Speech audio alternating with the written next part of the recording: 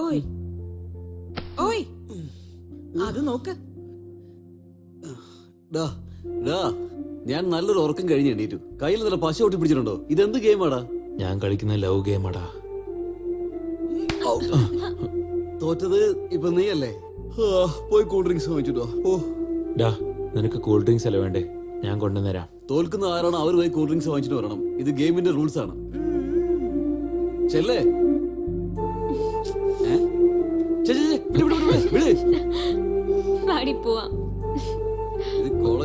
Sandhya, I love you. നീ കണ്ടാ, ഇവനാണ് അരുണടിച്ചത്.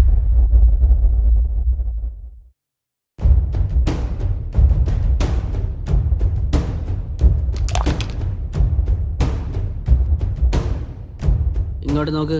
ഈ കോക്ടിനെ പിടിച്ച് ഞെരിച്ചെന്ന് പറഞ്ഞ് ഇന്നലെ നടന്ന സംഭവം മറക്കാൻ പറ്റുമോ? ലഡു, നീ എവിടെയാണ് ഉള്ളത്?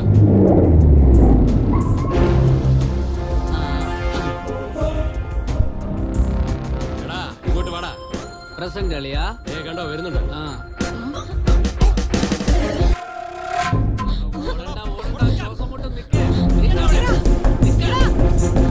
അങ്കിൾ, ഹലോ, സന്ധ്യൻ ആരും രണ്ടുപേരും ഓടിച്ചിരുന്നു അങ്കിൾ. വാട്ട്?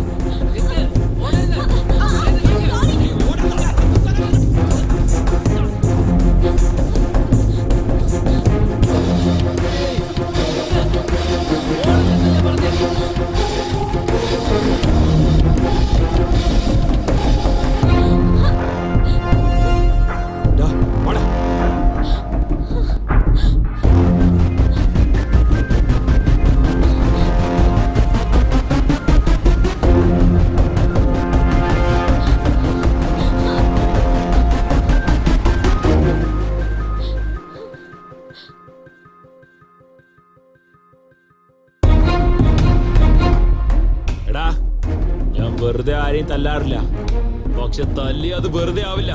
വാ.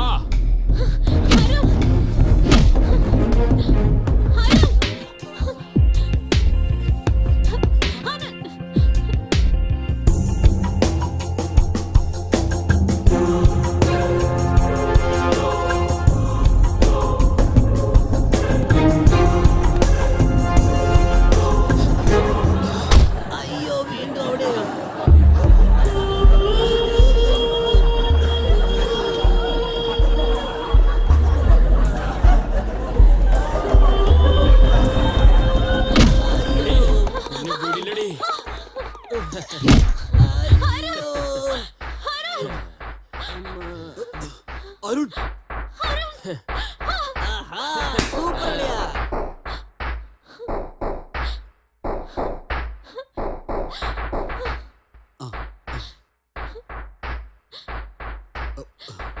ഇനി നീ എന്താ ചെയ്യാൻ പോണേ?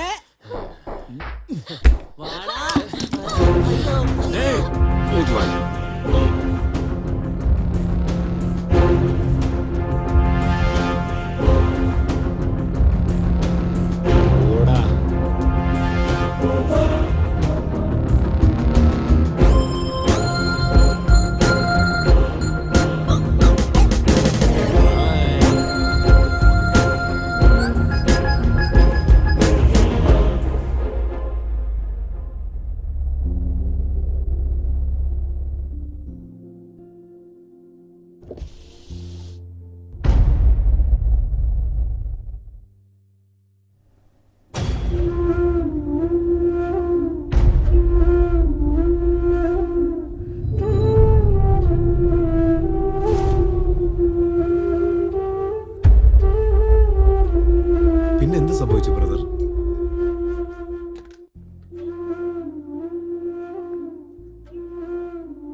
യു ചീറ്റർ, നീ ഇങ്ങനെ പറ്റിക്കുമെന്ന് ഞാൻ വിചാരിച്ചില്ല. ഇനി ജീവിതത്തിൽ നിന്നെ കണ്ടുപോയേക്കരുത്. നിങ്ങൾ എന്താ ചെയ്തത്? ആ പെങ്കൊച്ചിപ്പോ എവിടെയാ?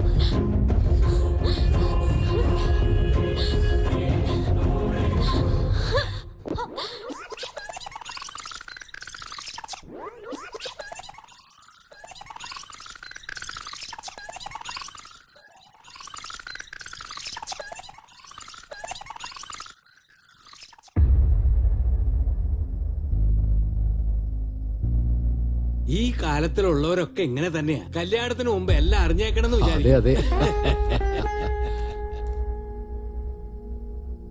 ഇക്കാലത്തെ പിള്ളേരുണ്ടല്ലോ, ഒന്നും പറയാനില്ല. എടാ മര്യാദക്ക് സംസാരിക്കടാ. മോളെ നീ ചെല്ലേ.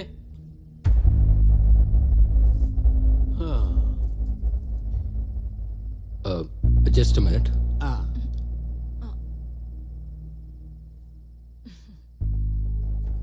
മോളെ സന്ധ്യ, ഈ പ്രേമം സ്നേഹം എന്നൊക്കെ പറഞ്ഞത് അവന് ഇഷ്ടല്ല. അരുണിന്റെ കാര്യം അവനോട് പറയണ്ട. പറഞ്ഞു മനസ്സിലായല്ലോ?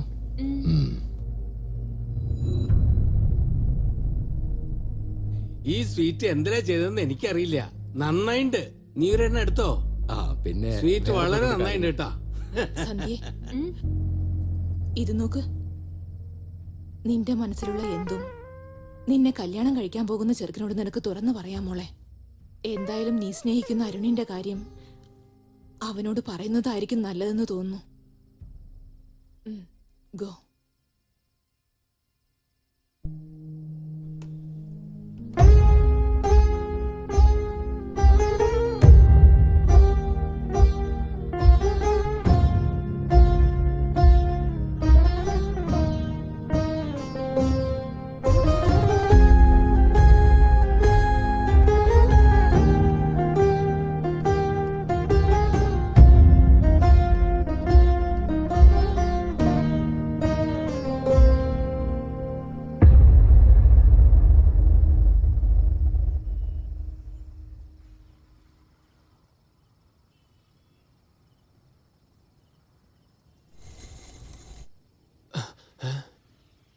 ഹായ്, എന്താ സുഖാണോ?